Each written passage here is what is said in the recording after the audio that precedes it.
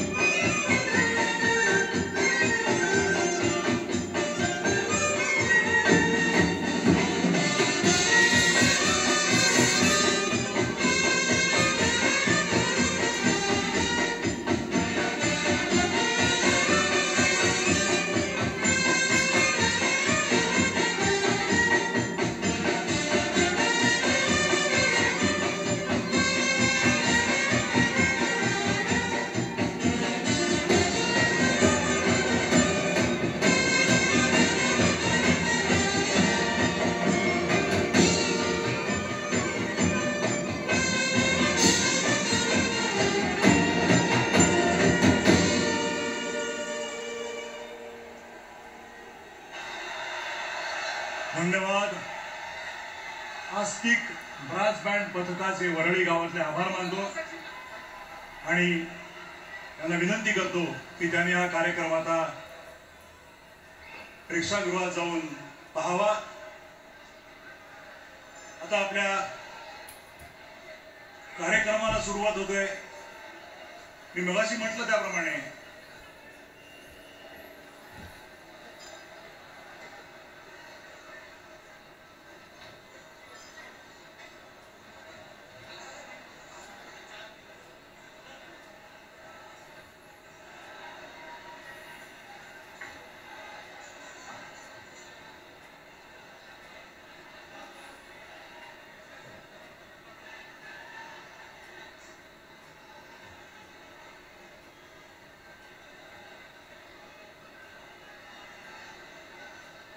सर्व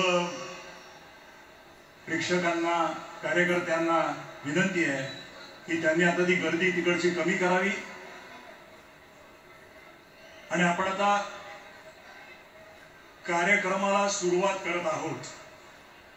मी मगाशी म्हटलं त्याप्रमाणे हा काही एखादा राजकीय मेळावा नाही. इथे कुठल्याही पक्षाचे झेंडे नाहीत. हा आहे मराठी जनांचा उत्सव, आपल्या भाषेचा महाउत्सव. संतांचा आणि वीरांचा वारसा लाभलेली महाराष्ट्र भूमी.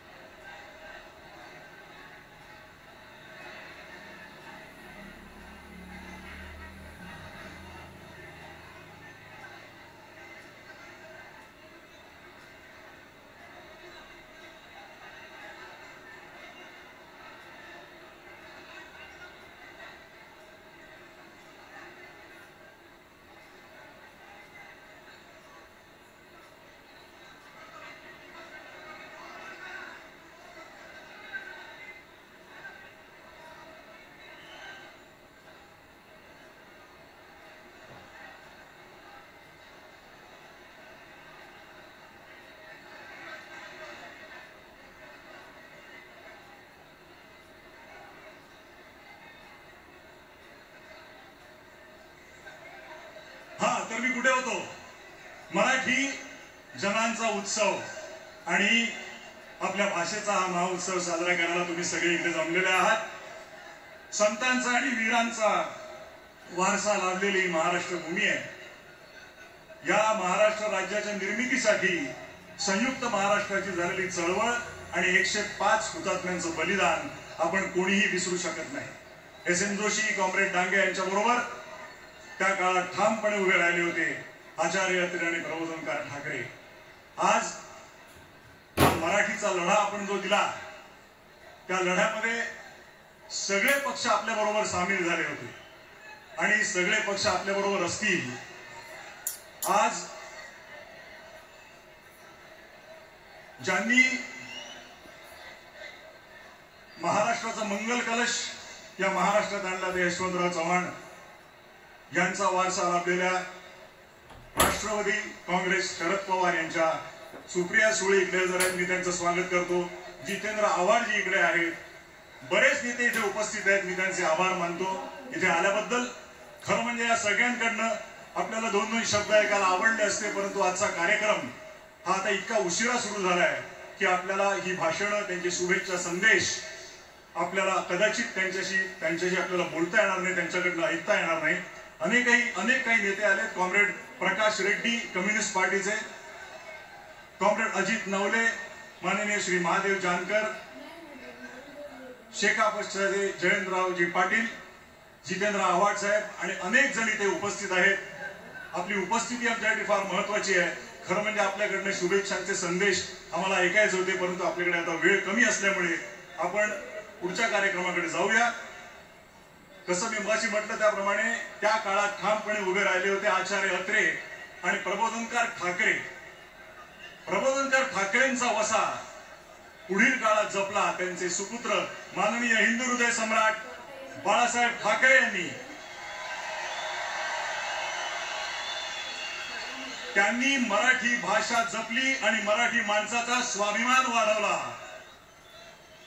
स्वर्गीय प्रबोधनकार आणि बाळासाहेब ठाकरे यांच्या महाराष्ट्र धर्माचा वारसा पुढे घेऊन जाणारे आजचे आपले निमंत्रक दोन ठाकरे बंधू म्हणजे अर्थातच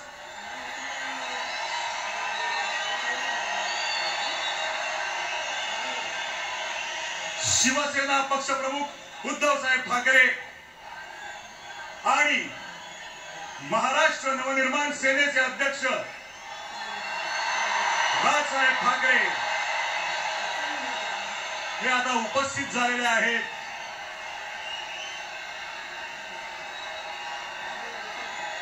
ज्या ऐतिहासिक क्षणाची आपण वाट पाहत आहोत, मी त्या दोन्ही नेत्यांना विनंती करतो त्यांनी ह्या मंचावर यावं आणि मराठीचा आवाज किती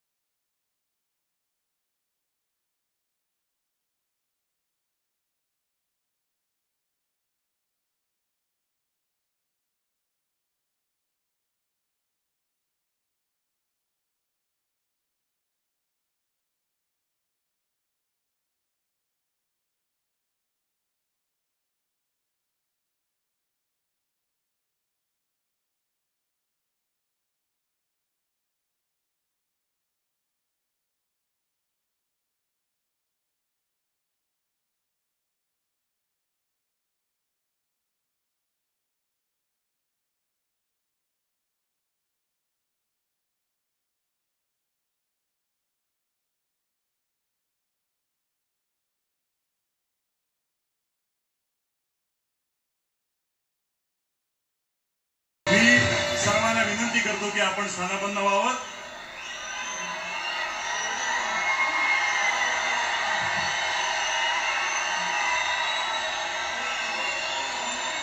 गेल्या काही वर्षात जरा थोडंसं माझं ऐकून घ्या.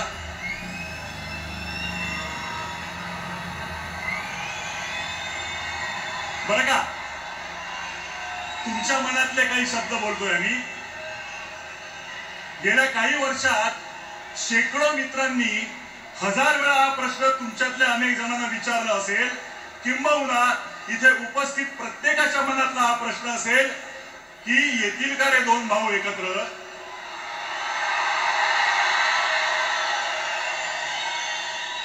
कोणी दोघांशी बोलून होईल का हो काही, पण असं दुसऱ्या तिसऱ्याने बोलून ऐकणार असतील तर ते ठाकरे कसले. त्यांना स्वतःला पटलं तरच ती गोष्ट करणार आणि त्यांना पटणार एका मंचावर आणणारं एक निमित्त घडलं. मराठी भाषेवर अन्याय करण्याचा प्रयत्न झाला आणि हे दोन वाद चौताळून उठले. मराठी अभिजात भाषा होतीच, आहे आणि असेल, पण मागल्या दाराने तिसरी भाषा घुसवून माय मराठी संपवण्याचे डावपेच सुरू झाले आणि ते उधळून लावण्यासाठी हे दोघे आणि इतर सर्व राजकीय पक्ष जे समोर बसलेत ते आपापसातले मतभेद विसरून सगळे एकत्र उभे ठाकरे. सगळे एकत्र उभे ठाकले. फक्त राजकीय पक्ष नव्हे तर अनेक सामाजिक संघटना, साहित्यिक, कलावंत, पत्रकार, शेतकरी, कामगार आणि मराठी माणूस एक झाला. सर्वांची भावना एक झाली.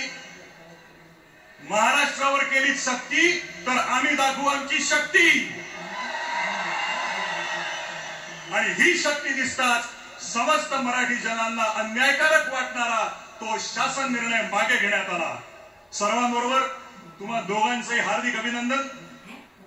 मी आता माननीय राजसाहेब, आपण बऱ्याच वेळा हे बोलला आहात की भाषा मारली की संस्कृती संपवता येते, स्वातंत्र्य संपवता येतं. आपली मराठी संस्कृती जपण्यासाठी ती जाणून घेणं गरजेचं आहे.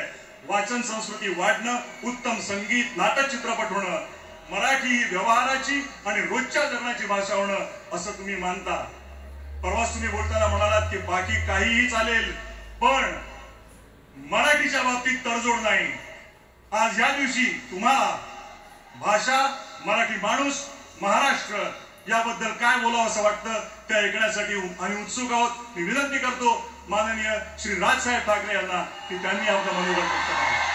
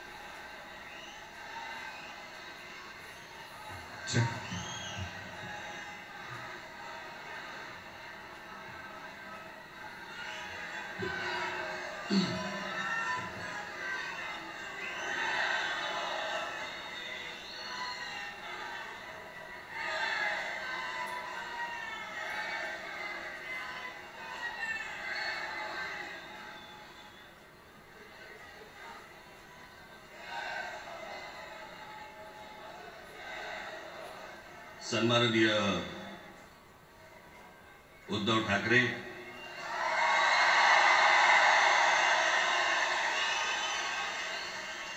आणि बाहेर जमलेल्या सर्व तमाम मराठी बांधवांनो, भगिनींनो आणि मातांनो,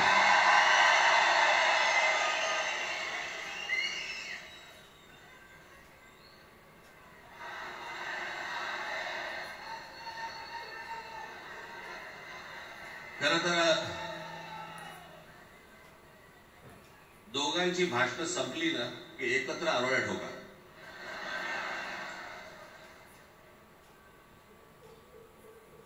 खरं तर आज मोर्चा निघायला पाहिजे होता.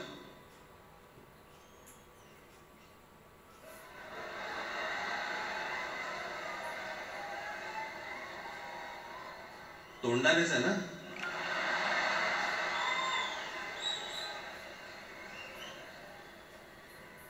बस बस मोर्चा खरं तर निघायला पाहिजे होता.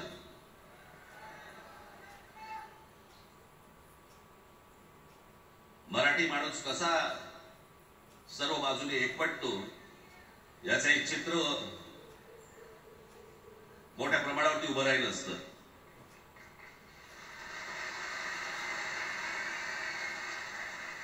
पण नुसत्या मोर्चाच्या चर्चेनेच माघार घ्यावी लागली.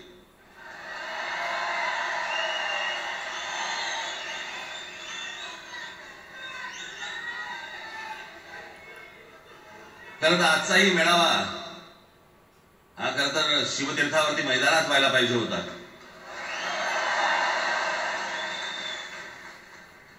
मैदान ओसंडून व्हायला असतं अख्खं. पण पाऊस आहे, पावसामध्ये सगळ्या ठिकाणी अशा प्रकारचे काही जागा मिळत नाहीत फारशा मुंबईमध्ये. आणि म्हणून मला आज तुम्हाला सर्वांना इथे यावं लागलं. मी बाहेर जे उभे आहेत त्यांची मी दिलगिरी व्यक्त करतो की त्यांना आज आतमध्ये येता नाही आलं. परंतु आता काही स्क्रीनवरती आठवा.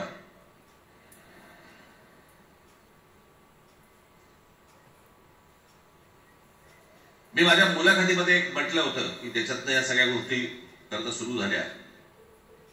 आणि मी असं म्हटलं होतं की कोणत्याही वादापेक्षा आणि कुठच्याही भांडणापेक्षा महाराष्ट्र मोठा आहे.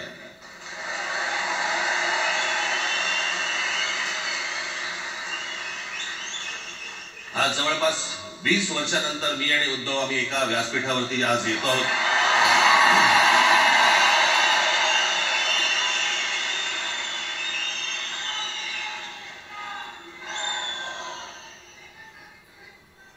जे माननीय बाळासाहेबांना जमलं नाही, जे अनेकांना जमलं नाही, आम्हाला दोघांना एकत्र आणायचं, ते देवेंद्र फडणवीसला जमलं.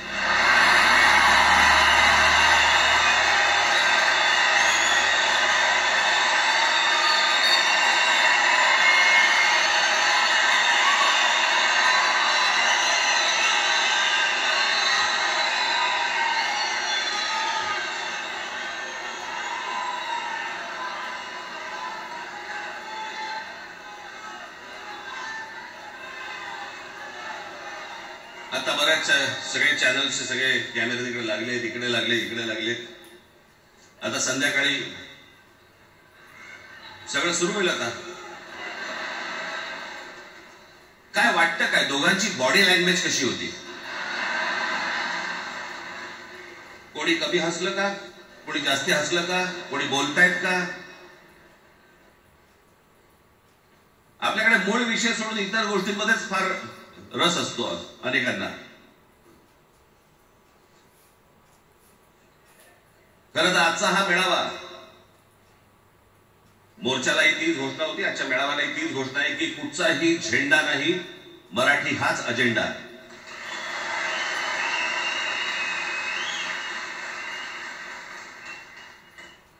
माझ्या मराठीकडे, माझ्या महाराष्ट्राकडे वेगळ्या वागड्या नजरेने पाहायचं नाही कुणी.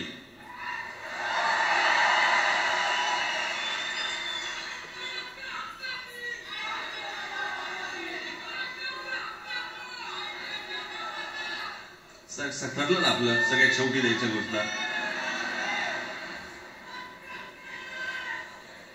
बसा, शांत बसा. खरं तर हा प्रश्नच अनाठाई होता, काही गरजच नव्हती. हे कुठून अचानक हिंदीचं आलं मला काही कळलं नाही. मला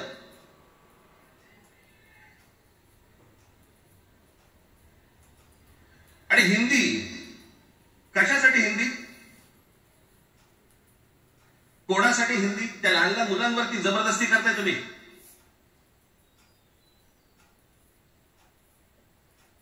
कोणाला विचारायचं नाही, शिक्षण तज्ञाला काही विचारायचं नाही, कोणाला काही विचारायचं नाही. बस आमची सत्ता आहे, आमच्याकडे बहुमत आहे, आम्ही लादणार. तुमच्या हातात सत्ता असेल ती विधान भवनात, आमच्याकडे सत्ता आहे रस्त्यावर.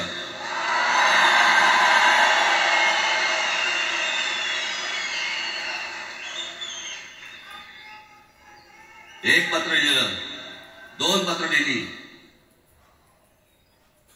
नंतर ते दादा भुसे माझ्याकडे आले. मला म्हणाले की आम्ही काय म्हणतो एवढं समजून तर घ्या,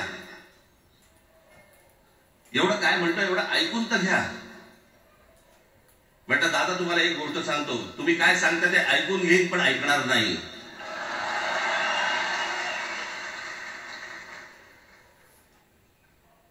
मराठीच्या विषयामध्ये त्याच्यात तुम्ही तिसरी भाषा लागताय, त्रिभाषा सूत्र. कुठलं त्रिभाषा सूत्र आणलं? त्रिभाषा सूत्र ज्या वेळेला आलं ते फक्त सेंट्रल गव्हर्नमेंट आणि राज्य सरकार, केंद्र सरकार आणि राज्य सरकार यांच्यामधल्या दुव्यासाठी म्हणून हे त्रिभाषा सूत्र फक्त आणलं. आज कोर्टात आहे की तुम्ही हायकोर्टात जा, सुप्रीम कोर्टात जा, इंग्रजीमध्ये सगळ्या गोष्टी होतात. कुठे आहे त्रिभाषा सूत्र? मग मला सांगायला लागले म्हणे केंद्रीय शिक्षण धोरणामध्ये, त्या धोरणातही नाही राहत, केंद्राच्या शिक्षण धोरणात, इतर कोणत्या राज्यातही नाही.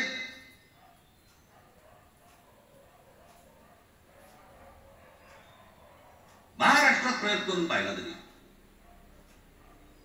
दक्षिणेची राज्यात हिंगलून विचारत नाही त्यांना. पण महाराष्ट्र ज्या वेळेला पेटून उठतो त्यावेळेला काय घडतं आणि काय होतं हे आज राज्यकर्त्यांना समजलं असेल. त्याशिवाय का माघार घेतली?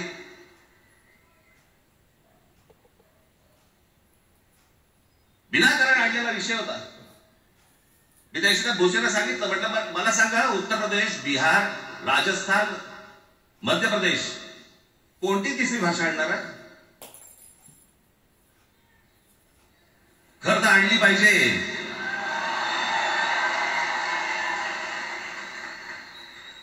गंमत बघा, हिंदी भाषिक राज्य आहे ती आर्थिकदृष्ट्या मागास,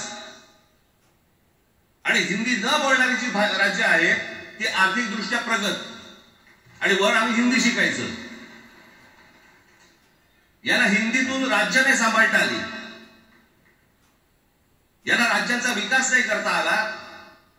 जी हिंदी बोलत नाहीत त्या राज्यांमध्ये, हिंदी बोलत असलेल्या राज्यांमधनं नोकरी धंद्यासाठी लोक इकडे येत आहेत आणि हे म्हणतात हिंदी शिका. कोणासाठी शिकायचं? 5वी नंतर काय हिंदी चित्रपट सृष्टीमध्ये जाणार की बोलगा? कोणासाठी शिकायचं? हिंदी भाषेबद्दल मला वाईट नाही वाटत.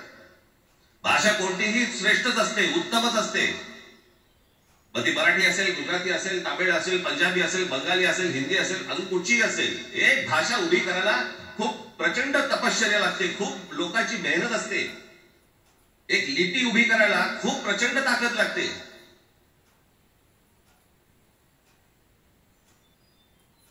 अशा भाषा काय उभ्या राहत नसतात.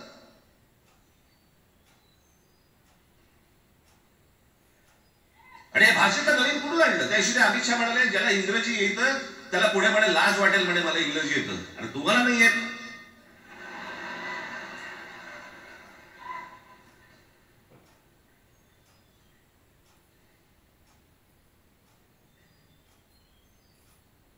या संपूर्ण हिंद प्रांतावरती 125 वर्ष, 1400 वर्ष मराठ्यांनी राज्य केलं. 1400 वर्ष इतक्या राज्यांवरती आम्ही राज्य केलं. त्याला राज्यच नव्हती, पण जे प्रदेश होते त्याच्यावरती राज्य केलं. आम्ही मराठी लागली गुजरातवरती, मध्य प्रदेशवरती, राजस्थानवरती, पंजाबवरती, इतर सगळ्या प्रांतांवरती जिथे जिथे म्हणून अटोकपर्यंत पोहोचले होते मराठा साम्राज्य. आम्ही लागली. अरे हिंदी भाषा आहे, 200 वर्षापूर्वीची भाषा आहे, महाराजांच्या काळात पण नव्हती.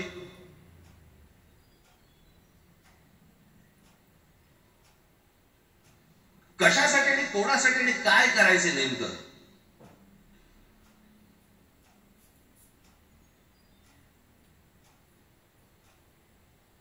यांनी फक्त चाचपडून पाहिजे, चाचपडून. मुंबई स्वतंत्र करता येते का याच्यासाठी अगोदर जरा थोडंसं भाषेला डिवचून बघू. महाराष्ट्र शांत राहिला तर पुढे ते पाऊल टाकू.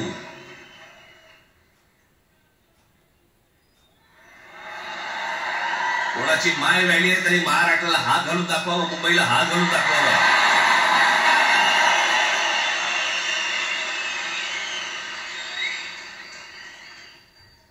त्या मजाक वाटला काय? आम्ही शांत आहोत याचा अर्थ गांडू नाही आहोत.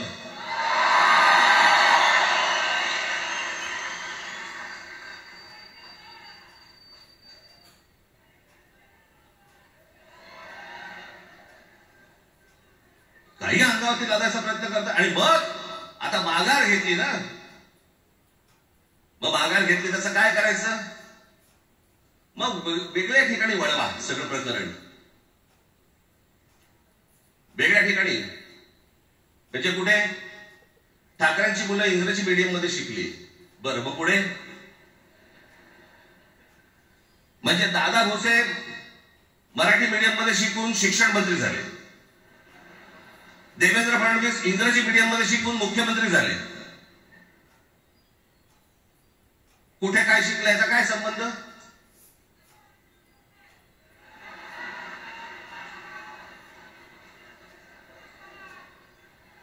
कोणाकोणाची मुलं इथे परदेशामध्ये शिकतायत, याद्या आहेत आमच्याकडे. त्याचं काय करणार तुम्ही? आणि त्याच्यात मंत्रिमंडळातल्या एक एक मंत्र्याचं हिंदी आहे का? फेफरं येईल, फेफरं.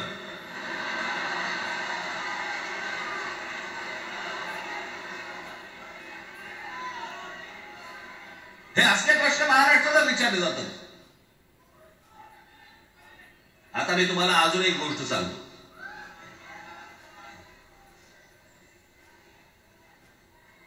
आम्ही मराठी मीडियम मध्ये शिकलो, हो शिकलो.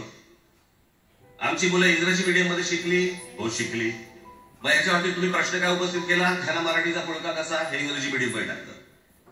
बरं, सन्माननीय माननीय बाळासाहेब ठाकरे आणि माझे वडील श्रीकांत ठाकरे हे इंग्रजी मीडियम मध्ये शिकलेले आहेत. या दोघांवरती तुम्ही मराठीबद्दल शंका घेऊ शकता का?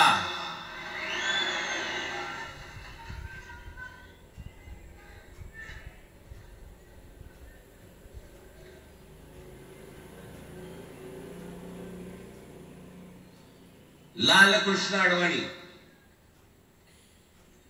Saint Patrick high school Christian missionary school मध्ये शिकले. हिंदुत्वावर शंका घेऊ का त्यांच्या? कॉन्व्हेंट स्कूल मध्ये शिकलेले आहेत अडवाणी. दक्षिण भारतामध्ये बघा, तमिळच्या प्रश्नावरती, तेलुगूच्या प्रश्नावरती कडवटपणे समोर येऊन उभे राहतात. कोण विचारते करा तुमची मुलं कुठे शिकली आणि तुम्ही कुठे शिकलात?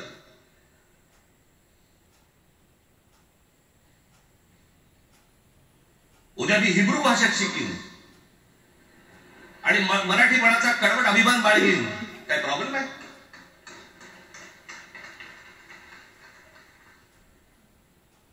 मी आता तुमच्याकडे दक्षिणेतले इंग्रजीमध्ये अगदी थोडक्यात यादी आणली. दक्षिण भारतातील इंग्रजी माध्यमात शिकलेले नेते आणि अभिनेते: जयललिता दोवेंतो English medium school, Stalin English medium school Loyola, Kanimozhi presentation convent school, Udhayanidhi म्हणजे करुणानिधींचा नातू डॉन बॉस्को, चंद्रबाबू नायडू वडील इंग्लिश टीचर होते, शिक्षण इंग्रजी माध्यमात झालं. पवन कल्याण आंध्र उपमुख्यमंत्री, शिक्षण सेंट ॲन. नारा लोकेश एनटीआरचा नातू, चंद्रबाबूंचा मुलगा, Stanford school. Kamal Haasan Santhome high school. अभिनेता विक्रम मॉटफोर्ड स्कूल. अभिनेता Suriya English medium. AR Rahman आधी पद्मशेषाद्री बालभवन आणि नंतर मद्रास कृष्णजी हायस्कूल. परवा दिवशीचा एक प्रसंग सांगतो. एका व्यासपीठावरती तामिळनाडूमध्ये AR रहमान व्यासपीठावरती उभे होते, काहीतरी कार्यक्रम होता. त्या बाई तामिळमध्ये बोलत होत्या. अचानक ती बाई हिंदीत बोलायला लागली. त्याच्यावरती रहमानने तिच्याकडे असं बघितलं, बोलला हिंदी, आणि व्यासपीठावरनं खाली उतरला.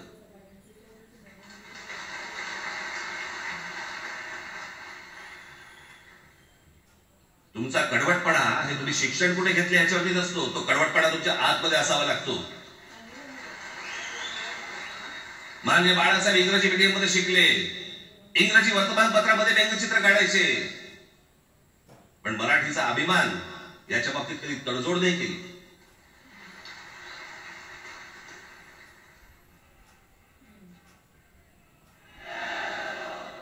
म्हणजे एक भाषा म्हणजे सगळ्यांना बांधून ठेवते. कुठची एक भाषा? आजपर्यंत काय वापरलं जातं? आपल्या संरक्षण खात्यामध्ये घ्या. आपल्या संरक्षण खात्यामध्ये जेवढी रेजिमेंट्स आहेत, मी फक्त तुम्हाला नावं वाचून दाखवतो. मद्रास रेजिमेंट आहे, राजपुताना रायफल्स आहे, राजपूत रेजिमेंट आहे, डोगरा रेजिमेंट आहे, सिख रेजिमेंट आहे, जाट रेजिमेंट आहे, पॅराशूट रेजिमेंट आहे, पंजाब रेजिमेंट आहे, ग्रेनेडियर्स आहेत, सिख लाईट इन्फंट्री आहे, मराठा लाईट इन्फंट्री आहे, गढवाल रायफल्स आहे, कुमाऊं रेजिमेंट आहे, आसाम रेजिमेंट आहे, बिहार रेजिमेंट आहे, महार रेजिमेंट आहे, जम्मू काश्मीर रायफल्स आहे, जम्मू आणि काश्मीर लाईट इन्फंट्री आहे, नागा रेजिमेंट आहे, गुरखा रायफल्स आहे, गुरखा रायफल्स आहे. त्याच्यानंतर तुमचं लडाख स्काउट्स आहे, अरुणाचल स्काउट्स आहे, सिक्कीम स्काउट्स आहे. इतक्या राज्यांच्या आज आपल्या संरक्षण खात्यामध्ये लोक आहेत आणि इतके रेजिमेंट्स आहेत. शत्रू दिसला की एकत्र तुटून पडतात ना. भाषेचा प्रश्न येतो कुठे?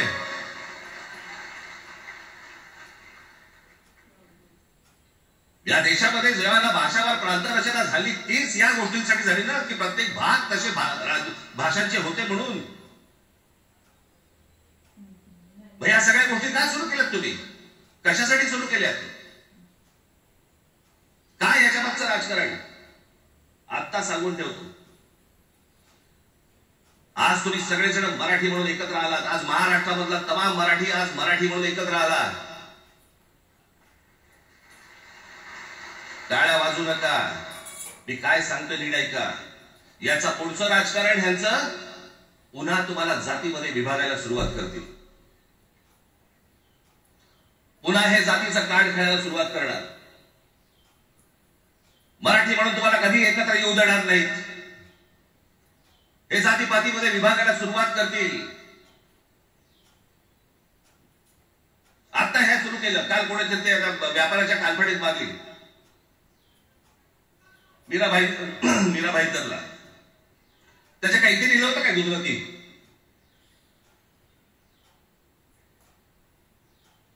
पण एवढंही आपल्याकडे काही जे चॅनल मध्ये मराठी नाही इतर चॅनल मध्ये हिंदी आणि याच्यात गुजराती माणसाला मारला. कुठच्या गुजराती माणसाला मारला. बाचाबाचीमध्ये समोरचा गुजराती निघाला, इकडचा मराठी निघाला. त्याच्यामध्ये काय गुजराताला मारला का. एवढे व्यापारी आहेत. अजून तर काहीच केलेलं नाही.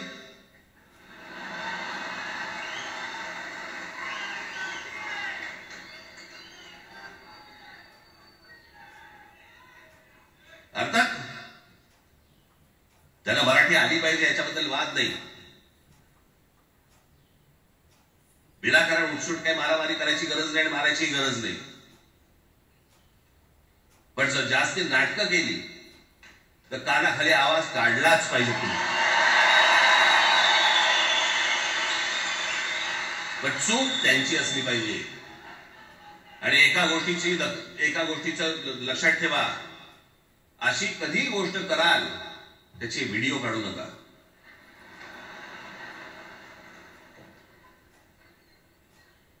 आपल्यामध्येच त्यांना कळलं पाहिजे. कळलं का. मारणारा कधी सांगत नसतो, मार खाणारा सांगत असतो मला मारला म्हणून. त्यांना सांगू देत. पण याचा अर्थ उठसूट कोणालाही उगाच मारायचं काही कारण नाहीये. अनेक लोक आहेत, अनेक गुजराती लोक आहेत, माझ्या अनेक परिचयाचे आहेत. माझे एक मित्र आहेत नयन शाह म्हणून, त्याला मी गुजराती म्हणतो. तुमचा विश्वास बसणार नाही इतकं अप्रतिम मराठी तर बोलतोच. विनोदाचंही अंग आहे. आणि शिवाजी पार्क मैदानामध्ये फिरताना कानाला हेडफोन लावून पु ल देशपांडे ऐकणारा गुजराती आहे.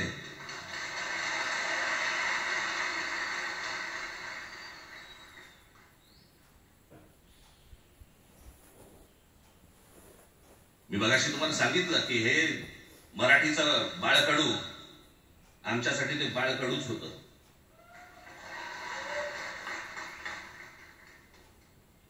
मी मागे प्रसंग सांगितला होता. आज मुद्दामून तो प्रसंग सांगतो आपल्याला की हे आमच्या धमन्यांमध्ये आलं कुठून. मी एवढा महाराष्ट्रासाठी मराठीसाठी कडवट का झालो.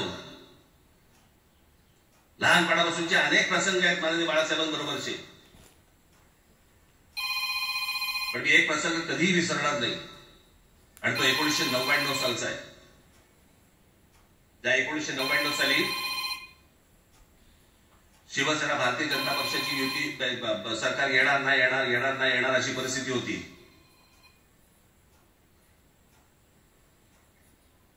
पवार साहेब त्यावेळेला त्यांनी राष्ट्रवादी काँग्रेस पक्ष स्थापन केला होता. वेगवेगळे लढले होते.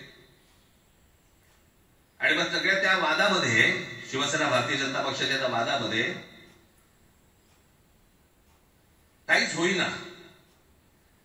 दिवसामागून दिवस चाललेत परंतु काही होईना. एके दिवशी मी मातोश्रीला खाली बसलो होतो. दुपारची वेळ होती. अचानक 2 गाड्या लागल्या. साधारणपणे 3:30-4 वगैरे वाजले असते.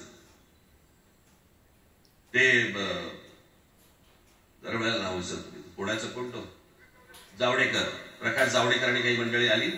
मला म्हणाले राज बाळासाहेबांना अर्जंट भेटायचंय. म्हटलं आता ते भेटणार नाही. म्हटलं ती त्यांची झोपायची वेळ नाही. म्हणे अर्जंट आहे. म्हटलं नाही भेटणार. म्हटलं मी तुम्हाला सांगतो. म्हटलं काय विषय काय. म्हटलं मी बोलायचं काम करतो. म्हटलं काय विषय काय. त्यांना सांगा मुख्यमंत्री पदाचा विषय झालेला आहे. म्हटलं अच्छा अरे वा. म्हटलं काय झालं. सुरेशदादा जैन यांना दोन्ही बाजूने आम्ही ठरवलंय की त्याला मुख्यमंत्री करायचं, एवढं फक्त बाळासाहेबांना सांगायचं. ठीक. मी वर गेलो, रूम मध्ये काळोख, शांतता. आम्ही अरे तुरेमध्ये बोलायचो म्हणून मी हात म्हटलं काका गाढ झोपले होते. म्हटलं काका उठ, हे काका उठ. मला बघितलं माझ्याकडे, काय रे? म्हटलं नाही, ते सगळे खाली जावडेकर वगैरे सगळी मंडळी आलेत. म्हटलं बरं मग? नाही, ते म्हणतात ते मुख्यमंत्री पदाचा विषय झालाय. म्हटलं बरं. ते बोलले काय झालं? ते म्हणाले सुरेशदादा जैन याला मुख्यमंत्री पदासाठी दोन्ही जणांनी सांगितलं की करायचं म्हणून. असं माझ्याकडे बघितलं. त्यांना जाऊन सांग महाराष्ट्राचा मुख्यमंत्री मराठीच होईल, दुसरा कोणी होणार नाही.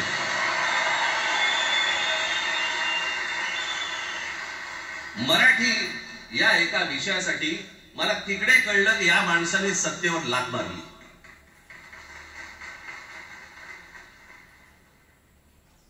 हे संस्कार ज्या पोरावरती झाले असतील तो मराठीसाठी तडजोड करेल काय?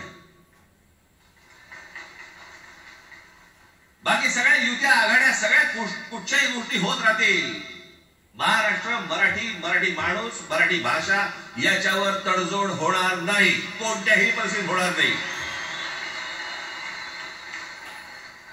याच्या पुढे देखील तुम्ही सर्वांनी सावध असणं पण गरजेचं आहे आणि सतर्क असणं पण तेवढंच गरजेचं आहे. पुढे पुढे काय काय गोष्टी घडतील, काय काय गोष्टी होतील कल्पना नाही. परंतु मला असं वाटतं की ही मराठीसाठीची एकजूट ही कायम राहावी आणि महाराष्ट्रामध्ये सन्माननीय माननीय बाळासाहेबांचं जे स्वप्न होतं ते पुन्हा साकारावं अशी एक आशा, अपेक्षा आणि इच्छा व्यक्त करतो आणि आपल्या सर्वांची मी रजा घेतो. धन्यवाद. जय हिंद, जय महाराष्ट्र. धन्यवाद राजसाहेब. मला सांगा, आपल्या सगळ्यांपेक्षा आज जास्त आनंदी कोण झालं असतं? आपल्या सगळ्यांपेक्षा आज जास्त आनंदी कोण झालं असतं? ज्यांनी मराठी माणसाला उभं केलं ते हिंदू हृदय सम्राट माननीय बाळासाहेब. आज त्यांची पुढची पिढी इथे मंचावर एकत्र येऊन मराठीचा गजर पुन्हा एकदा करते आहे आणि त्या आजोबांचे दोन लाडके नातू आज आपल्या समोर मराठीचा झेंडा पुढे देण्यासाठी सज्ज झालेले दिसत आहेत. अमित ठाकरे इकडे उपस्थित आहेत, आदित्य ठाकरे उपस्थित आहेत. मी त्यांचंही स्वागत करतो. या वास्तूला NSCI डोम असं म्हणतात, पण इथे आज देश पाहतोय मराठी भाषेवर होणाऱ्या अन्यायाविरुद्ध पेटलेला मराठी जनमानसाचा आगडोंब. या सर्व मराठी प्रेमींना आता उत्सुकता आहे माननीय शिवसेना पक्षप्रमुख श्री उद्धव बाळासाहेब ठाकरे हे काय बोलतील. मी त्यांना विनंती करतो की त्यांनी आपलं मनोगत व्यक्त करावं.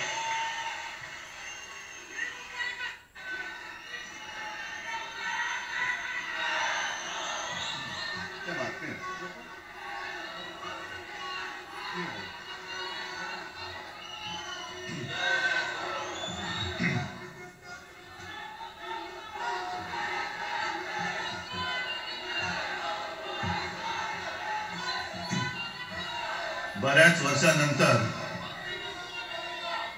राज आणि माझी भेट व्यासपीठावर झाली. आता पंचायत अशी आहे की त्यांनी मला सन्माननीय उद्धव ठाकरे असं बोललेलं आहे.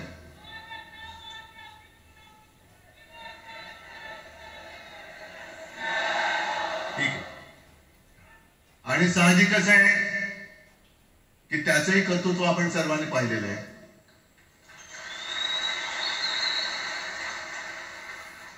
म्हणून माझ्या भाषणाची सुरुवात करताना सन्माननीय राज ठाकरे आणि जमलेल्या माझ्या तमाम मराठी हिंदू बांधवांनो, भगिनींनो आणि मातांनो,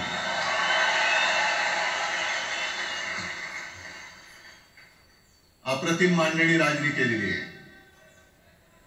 माझ्या भाषणाची काय आवश्यकता आहे असं मला वाटत नाही. कारण आजच्या कार्यक्रमाची घोषणा झाल्यानंतर साहजिकच आहे सगळ्यांचं लक्ष हे आज भाषणाकडे. पण वैयक्तिक मला असं वाटतं की आज आमच्या भाषणांपेक्षा आमचं एकत्र दिसणं हे महत्वाचं आहे. सर्वप्रथम इकडे समोर सगळेजण बसलेत. ज्यांनी ज्यांनी मराठी भाषेसाठी पक्षभेद विसरून एक मराठी माणसाची वज्रमूठ दाखवली त्या सगळ्यांना धन्यवाद देतोय. दीपक पवार पण त्याच्यात आहेत, सगळेच आहेत, मुनगेकर साहेब आहेत, सुप्रियाताई आहेत, सगळेच आहेत. कोणाकोणीची राहायचं महादेवराव बसले. महादेवराव आपल्याला सुद्धा बऱ्याच वर्षांनी पाहिजे.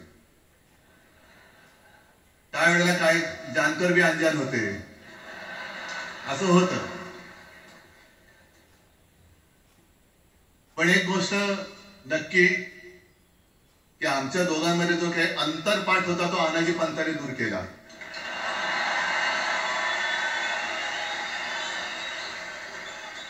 आता अक्षता टाकण्याची काही तुमच्याकडनं अपेक्षा नाहीये. एकत्र आलोय एकत्र राहण्यासाठी.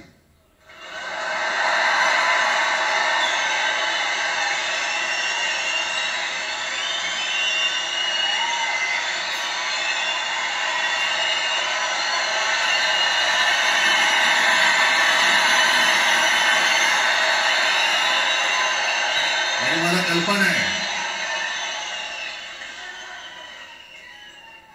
आज मला कल्पना आहे की अनेक बुवा महाराज हे बिझी आहेत. कोण लिंब कापतय, कोण टाचण्या मारतय, कोण गावी जाऊन अंगारे दुपारी करत असेल, रेडे कापत असतील. त्या सगळ्यांना सांगतो या सगळ्या धोंदूपणा विरुद्ध माझ्या आजोबांनी लढा दिला होता आणि त्यांचे आम्ही वारसदार म्हणून तुमच्या समोर उभे ठाकलेलो आहोत.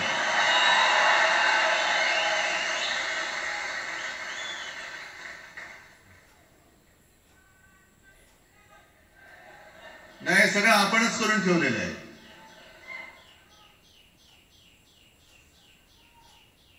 भाषेवरनं जेव्हा एखादा विषय निघतो तेव्हा तो केवळ वरवरचा धरून चालणार नाही. मधल्या काळामध्ये अगदी दोघांनी म्हणजे मी काय राजनेक आणि आपण सगळ्यांनी या नतद्रष्टांचा अनुभव घेतलेला आहे. वापरायचं आणि फेकून द्यायचं. आता आम्ही दोघं मिळून तुम्हाला फेकून देणार आहोत. आजपर्यंत वापर करून घेतला. अरे डोक्यावरती जर का शिवसेना प्रमुख असेल तर तुम्हाला ओळखत कोण होतं या महाराष्ट्रामध्ये? कोणत्या भाषेत बोलत होतात? अगदी राज तू सगळ्यांची शाळा काढली. मला एका प्रश्नाचं उत्तर पाहिजे. मोदींची शाळा कोणती? सगळ्यात उच्च शिक्षित आहेत.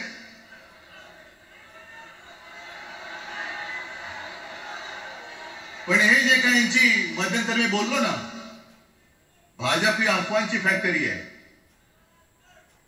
मधल्या काळात त्यांनी सुरू केलं होतं. उद्धव ठाकरेंनी हिंदुत्व सोडलं. हिंदुत्व ही कोणत्याही भाषेची मक्तेदारी नाही. आम्ही अस्सल मराठी बोलणारे तुमच्याही पेक्षा जास्त कडवट कट्टर देशाभिमानी हिंदू आहोत. तुम्ही काय आम्हाला हिंदुत्व शिकवताय? अरे 92-93 साली जेव्हा जे काय घडलं, देशद्रोही मातले होते, तेव्हा मुंबईतल्या अमराठी लोकांना सुद्धा हिंदू म्हणून माझ्या शिवसैनिकांनी, शिवसेना प्रमुखांच्या शिवसैनिकांनी व मराठी माणसांनी वाचवलेलं आहे. आणि देवेंद्र फडणवीस आज जे बोलत, बातम्या आले सगळीकडे, मी इकडे बातम्या आणल्या आहेत. भाषेच्या नावाखाली गुंडगिरी सहन केली जाणार नाही. जर महाराष्ट्रामध्ये मराठी माणूस न्याय मागण्यासाठी आंदोलन करत असेल आणि त्याला जर का तुम्ही गुंड म्हणत असाल तर आम्ही गुंड आहोत. आम्ही गुंड. न्याय मागणं म्हणजे गुंडगिरी नाहीये. आणि जर का गुंडगिरी केल्याशिवाय तुमच्या दरबारी न्याय मिळत नसेल तर आम्ही गुंडगिरी करूच.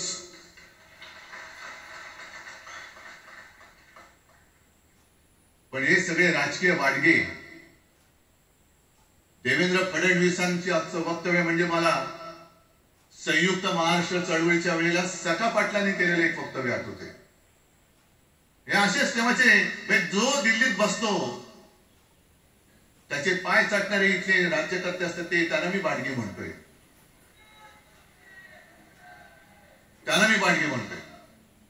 कारण संयुक्त महाराष्ट्र चळवळीमध्ये मुंबई आपल्याला आपण मिळवली. आपण म्हणजे आपण मराठी माणसांनी. तेव्हाही तत्कालीन जे सत्ताधारी होते, हो अगदी काँग्रेस होतीच तेव्हा सत्तेवर, मुंबई मराठी माणसाला राहायला तयार नव्हती. आणि तेव्हा सुद्धा एक मराठी माणूस म्हणजे आज जे बोलतात ना आम्ही मराठी नाहीत का, अरे तुम्ही नुसतं नावाने मराठी आहात, तुमच्या अंगात मराठी रक्त आहे की नाही आता तपासावं लागेल. आणि सखा पाटील बोलले होते, यावत चंद्र दिवाकरो, मुंबई महाराष्ट्राला मिळणार नाही. कशी नाही मिळत, झुकवलं वाकवलं, गुडघ्यावरती आणलं मराठी माणसांनी. आणि मुंबई आपल्या हक्काची, तुम्ही आता जी घोषणा घेतली ना, दिली ना, की मुंबई आपल्या हक्काची आपण लढून आपण मिळून घेतली.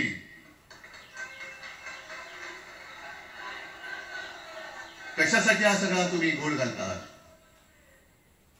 पण याच्या मागे मी जे माझ्या डोक्यात जो एक विचार आहे, पटतो की नाही बघा. हे यांचं सध्या जे काय चालू आहे म्हणजे आधी आपल्याला सुद्धा वाटतं. कारण तेव्हा काश्मीरमध्ये 370 कलम होतं, ते हटवण्यासाठी शिवसेनेने पाठिंबा दिला. आणि तेव्हा यांनी घोषणा दिली होती, एक निशाण, एक प्रधान, एक विधान. बरोबर आहे, देश एक असला पाहिजे, संविधान एक असलं पाहिजे, निशाण सुद्धा एकच, तो आपला तिरंगा असला पाहिजे. भाजपचं भांडी पुसायचं फडकं असतं कामा नये. फडकं म्हणजे आमचा राष्ट्रध्वज नाहीये. पण ते सगळं चाललंय एक एक एक एक. त्याच्यानंतर आता नवीन एक तुमनं काढलं, 1 नेशन 1 इलेक्शन.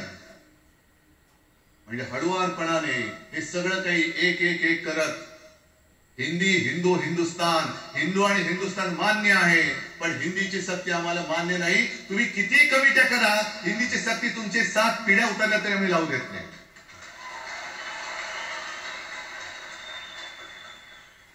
मग एक फेक नरेटिव्ह पसरवायचं. हे उद्धव ठाकरेच्याच काळातलं. अरे उद्धव ठाकरे एवढं काम करत होता, मग पाडलं कशाला गद्दारी करून, का नाही बोंबललात तेव्हा. पण मी अभिमानाने सांगेन, माझ्या मंत्रिमंडळाचे सहकारी इकडे बसले, जितेंद्र आव्हाड, आणखीन कोणी असतील, मी मुख्यमंत्री असताना महाराष्ट्रामध्ये मी मराठीची सक्ती केली होती आणि केलीच, ज्याचा मला अभिमान आहे. काय केलं त्याचं तुम्ही. मराठी भाषा महाराष्ट्रामध्ये सक्तीची करावी लागली. का करावी लागली. कोण आहेत आमच्या मराठीचे दुश्मन, कोण आहेत. पण महाराष्ट्रामध्ये मराठीची सक्ती केल्यानंतर सुद्धा काही लोक कोर्टामध्ये गेले. ही गुंडगिरी नाही हो. पण आता कोणतरी तो भेडिया काय भेडी असतं त्याचं नाव,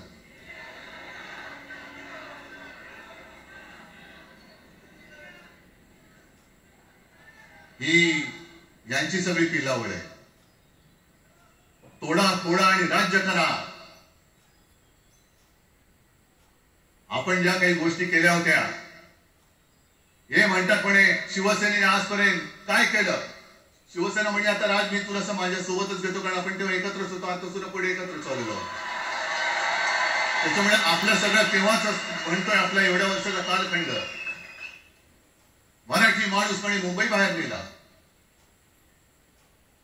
मराठी माणूस आम्ही मुंबई बाहेर नेला असं जर का तुम्हाला वाटत असेल तर 14 सालानंतर तुम्ही मुंबई आणि महाराष्ट्राचे जे काही लचके तोडले, मुंबईतून सगळे उद्योगधंदे, महाराष्ट्रातून उद्योगधंदे सगळे पळवले.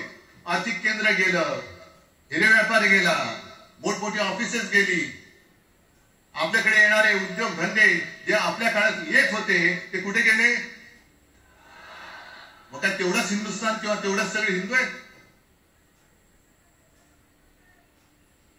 तेवढेच हिंदू आहेत. आम्ही सगळं करत होतो, केलं होतं. पहिल्या प्रथम गद्दारी आमच्या गद्दारी करवली आणि तुम्ही आमचं सरकार पाडलं. याचं कारण तुमचे जे मालक तिकडे बसलेले 2 जण 2 व्यापारी त्यांचे बूट चाटण्यासाठी तुम्ही हे सगळं करता.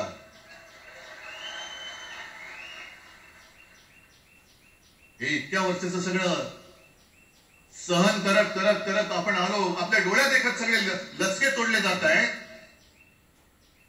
आपल्या दोघांनी भांडवलं जात आहे आणि नतद्रष्टा आपल्या डोक्यावरती बसतायत. किती काळ सहन करायचंय? प्रत्येक वेळेला काही झालं की भांडाभांडी लावायची. आता सुद्धा तेच होणार. म्हणजे आम्ही एकत्र येणार, आल्यानंतर निवडणुकीपर्यंत एकत्र राहतील का? सत्ता प्राप्ती, काही जण म्हणतात की यांचा मराठीचं नाही, महापालिकेचा आहे. अरे नुसता महापालिकेचा नाही, तर आमच्या महाराष्ट्राचा आहे. आम्ही महाराष्ट्र सुद्धा काबीज करू.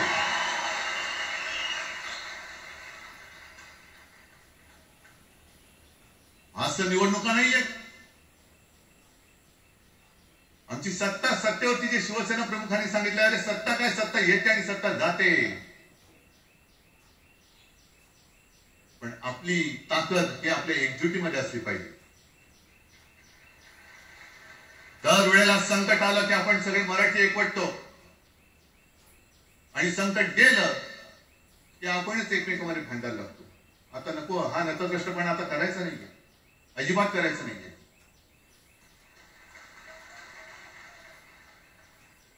आणि गेल्या विधानसभेत त्यांनी जे काही केलं, पटेंगे तो कटेंगे. आपल्याला काय वाटलं होतं की हिंदू मुसलमानांमध्ये करताय. हिंदू मुसलमान तर केलंच, पण त्यांनी खास करून केलं ते मराठी तर मध्ये केलं. म्हणजे यांची नीती आहे ती अशीच आहे. जे गुजरातमध्ये त्यांनी केलं, गुजरातमध्ये गेल्या निवडणुकीत एक असा माहोल होता. मला वाटतं मोदी तेव्हा त्यांच्या नंतर असेल, माहित नाही मला, लक्षात नाही. वातावरण असं पेटलं होतं गुजरातमध्ये की बस आता पटेल याला आपटेल. पण त्यांनी काय केलं बरोबर? पटेलांना भडकवलं, पटेलांना वेगळं केलं आणि पटेल तर सगळं एकत्र केलं. हरियाणामध्ये पण तेच केलं. जाट लोकांना भडकवलं, जाट लोक एकत्र झाले, त्यांना वेगळं केलं आणि जाटेचा सगळा जो काही समाज होता तो एकत्र करून तिकडे सत्ता प्राप्त केली. महाराष्ट्रामध्ये तेच केलं. मराठ्याला उचलवलं आणि मराठी तर सगळं एकत्र केला. बटेंगे तो कटेंगे ही भीती त्यांच्यामध्ये निर्माण केली की बघा ते एकत्र झाले, तुम्ही जर का फुटलात तर ते तुमच्या डोक्यावर बसतील. झाले एकत्र. मराठी माणूस मराठी माणसाची भांडला आणि दिल्लीचे गुलाम आपल्या डोक्यावरती राज्य करायला लागले. आणि आपण त्यांच्या पालख्या व्हायच्या. नुसते पालख्याचे भय होणार की तुम्ही कधीतरी आपल्या माय मराठीला पालखीमध्ये सन्मानाने बसवणार आहात. बस झालं, आता यांची जोखड फेकून दिली पाहिजे. एकमेकांमध्ये भांडून त्यांचे जे काही डाव आहेत ते करत असतात. मी पेपरमध्ये बघितलं, काल बघितलं, आज बघितलं. आमचे पंतप्रधान जगभर फिरताय. काय तो मोठा पट्टा घातलाय, स्टार ऑफ घाना. कुठ्याला घाना रेस? इकडे घाण आणि तिकडे घाना, स्टार ऑफ घाना. पण एका बाजूला मोदींचा फोटो आणि दुसऱ्या बाजूला माझ्या महाराष्ट्रामधला शेतकरी कर्जबाजारी झालाय. त्याला बैल सुद्धा तर पोचत नाही, बैल मिळत नाही, म्हणून त्या नांगराचं जोखड घेऊन तो शेती करतोय. मग एका बाजूला हा शेतकरी, त्याच्या खांद्यावरती गळ्यामध्ये ते नांगराचं जोखड आहे आणि तिकडे आमचे पंतप्रधान स्टार ऑफ घाना. लाज वाटली पाहिजे, लाज, खरोखर लाज वाटली पाहिजे. आणि आजच पेपरमध्ये बातमी आले, 2 बातम्या आल्या की लाडक्या बहिणीचं पोर्टल आता बंद, नव्याने नोंदणी होणार नाही, बसा बोंबलत आता. आणि त्याही पेक्षा सगळ्यात भयानक गोष्ट म्हणजे संपूर्ण देशामध्ये सगळ्यात जास्त कर्जबाजारी शेतकरी कुठे असतील तर ते आपल्या महाराष्ट्रामध्ये आहे. महाराष्ट्र आता थांबणार नाही, कर्ज काढतच राहणार. आणि ही यांची जी काही खेळी आहे, आपापसात भांडवायचं. मी एक साधी गोष्ट केली होती. जितेंद्र, तुम्हाला माहिती असेल, आपण तिकडे चौपाटीला, जिकडे बिर्ला मातोश्री का बिर्ला क्रीडा केंद्र काय आहे, मराठी रंगभूमीचं दालन, मराठी रंगभूमीचा इतिहास सांगणारं दालन, त्याची निर्मिती करण्याचे सगळे आदेश वगैरे राज्य सगळं झालं. आराखडा मंजूर केला मी. आणि 2-3 महिन्यापूर्वी बातमी आली की तो आराखडा यांनी केल्याच्या टोपलीत टाकला, ती जागा यांच्या मालकाच्या मित्राच्या घशात टाकतात. हा मराठीचा तुमचा अभिमान? मराठी भाषा भवनाची त्याचं भूमिपूजन मी केलं होतं. माझ्या सोबत अजित पवार होते उपमुख्यमंत्री. कुठे गेलं मराठी भाषा भवन? कुठे गेलं मराठी भूमीचं रंगभूमीचं दालन? का तुम्ही आमची मराठी मारतात? का तुम्ही आमच्यावरती सक्ती करता आहात? अनेकदा सांगितलं की आम्ही कोणत्याही भाषेच्या विरोधात नाही आहोत, पण जर आमच्यावरती सक्ती करण्याचा प्रयत्न केला तर आमची शक्ती काय की एकदा तुम्हाला अशी दाखवू की पुन्हा तुम्ही कधी डोकं वर नाही काढणार, पुन्हा डोकं वर काढणार. या सगळ्या गोष्टींकडे आपण आज एकत्र आलेलो आहोत. पुन्हा आपल्यामध्ये काळे घालण्याचे उद्योग होतील, कारण त्यांचा धंदाच तो आहे. एकतर कुठे मी नेहमी सांगतो, कोणाच्याही लग्नामध्ये भाजपवाल्यानं बोलू नका. येतील मस्त श्रीखंड बासुंदी पोंगळ्या बिळ्या खातील आणि त्याला नवरा बायको भांडण लावून दुसऱ्या लग्नात जेवायला जातील. बरं एवढं केलं तरी बरं, नाही त्याच्या पोरीलाच पळून घेऊन जातील. कारण ह्यांचं स्वतःच असं काहीच नाहीये. कोणत्याही लढ्यामध्ये कधीही भाजपा नव्हता. अगदी संयुक्त महाराष्ट्राच्या चळवळीमध्ये सुद्धा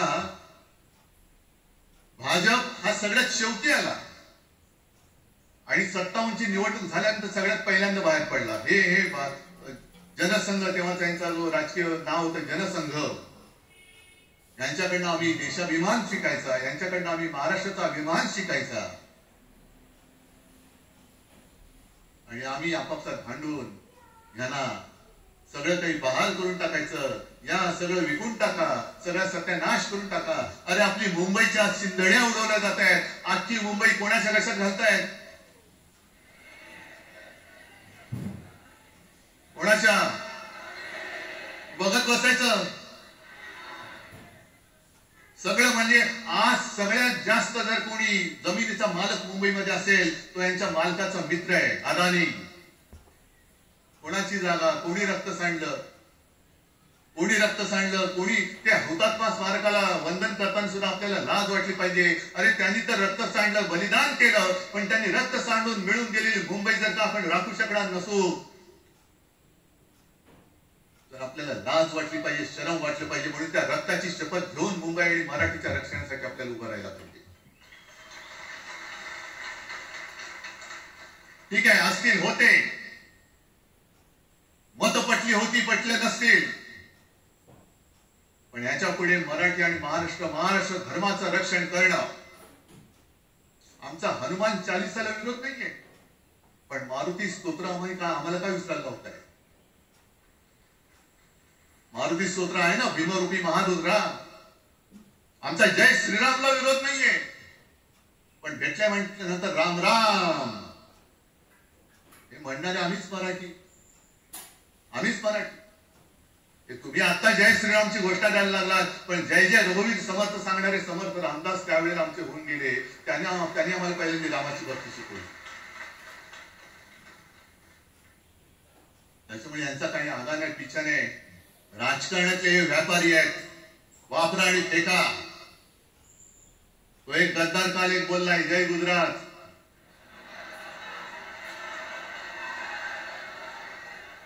किती लाचारी करायची? तो पुष्पा पिक्चर पाहिल्यात तुम्ही सगळ्यांनी, दाढीवरनं हात फिरवून झुकेगा नाही साला. तसे हे गद्दार म्हणतात उठेगा नाही साला, कुछ भी बोलो उठेगा ही नाही. अरे कसं उठणार? आहे का तुझ्याकडे उठण्यासारखं? म्हणजे विचार मी म्हणतोय,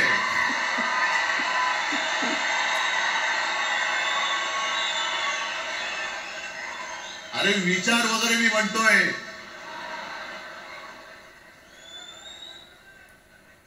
हिंदी भाषेच्या सक्तीला विरोध न करणारा बाळासाहेबांच्या विचाराचा पाईक असू शकेल? आपला मालक आला म्हणून त्याच्यासमोर जय गुजरात म्हणणारा आपल्या बाळासाहेबांच्या विचाराचा पाईक असू शकेल?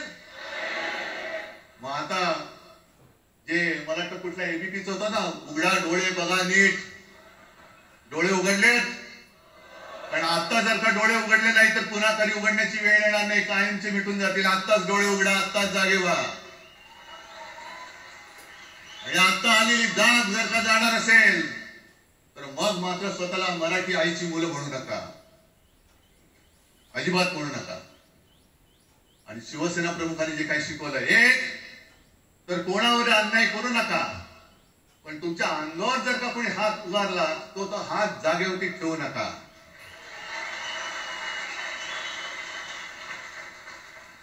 देवेंद्र फडणवीस भाषिक गुंडगिरी सहन करणार नाही तुम्ही म्हणता आहात. मला एक मराठी माणूस असा दाखवा की जो आपल्या देशात इतर राज्यामध्ये जाऊन गुंडगिरी करू शकतो. हिंमत आहे त्याची? एक मराठी माणूस दाखवा. पण तुमचे सगळे चेले चपाटे उठतायत, कोणावर आरोप करतायत, तमाशे करतायत. अरे कोणताही मराठी माणूस किंवा कोणताही भाषिक इतर प्रांतीय भाषेत तिकडे गेला, राज्यात गेला आणि दादागिरी करण्याचा प्रयत्न केला तर उभा चिरून टाकतील तिथली लोक. बंगालमध्ये जाऊन बघा, तमिळनाडूमध्ये जाऊन बघा. मग आम्ही आमच्या घरामध्ये आमच्या न्याय हक्काची गोष्ट केली, बरं कोणाशी भांडतो आम्ही? इथे सुद्धा काही अमराठी आले असतील, जसं राजने सांगितलं तसे आपले सगळ्यांचे अमराठी अनेक मित्र आहेत. पण त्यांच्यामध्ये आम्ही गुण्या गोविंदाने नांदतोय. मग हे गुण्या गोविंदाने नांदले, एकत्र राहिले तर आपली पोळी कशी भाजली जाईल? म्हणून तुम्ही आमच्या एकजुटीमध्ये विषाचा खडा टाकता. हे सगळे तुमचे डाव आता उघड झालेले. तुम्ही वाटेल ते करा, पण मी आज महाराष्ट्राला आवाहन करतोय, म्हणजे विनंती करतोय, यापुढे कोणत्याही पक्षाचे आपण असो, जसं संयुक्त महाराष्ट्र समितीच्या वेळेला मराठी माणसाची एकजूट झाली होती, तशी एकजूट जर का आपण सगळ्या पक्षांनी मिळून अगदी भाजप मधल्या मराठी माणसांनी सुद्धा त्याच्यामध्ये आलं पाहिजे.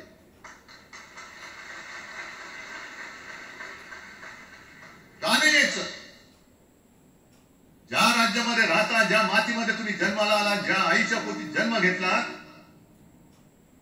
तिचे उघड उघड जर का हे झिंडोडे काढणार असतील आणि आपण आपले पक्षीय भेदाभेद घेऊन त्यांना पायघड्या घालणार असू, तर असं षंडाचं जीवन जगण्यापेक्षा मेलेलं बरं. महाराष्ट्र हा शूरांचा आहे, वीरांचा आहे, दगडांचा आहे, पण यांच्यासारखं धोंड्यांचा नाही. ही आपण आता एक शपथ घेतली पाहिजे. घेताय तुम्ही? घेतले की एकजूट केवळ आमचा कार्यक्रम. मी राजला परवा फोन केला, अरे जसं काय आपल्या पिक्चरचा प्रीमियर होता असं सगळेजण विचारतात आज कसं येऊ. हा प्रीमियर असेल, पण आजपासून सुरुवात झालेली आहे. आजपासून सुरुवात झालेली आहे. एक तर आम्ही कोणाशी दादागिरी करणार नाही, पण कोणी दादागिरी केली तर आम्ही ती सहनही करणार नाही. शिवसेना प्रमुखांनी तेव्हा जे सांगितलं होतं तेच परत एकदा सांगतोय. मराठा मराठेतर, ब्राह्मण ब्राह्मणेतर, 96 कोळी 92 कोळी, स्पृश्य अस्पृश्य, घाटी कोकणी, हे सर्व भेदाभेद गाडून मराठी माणसाची भक्कम एकजूट बांधा.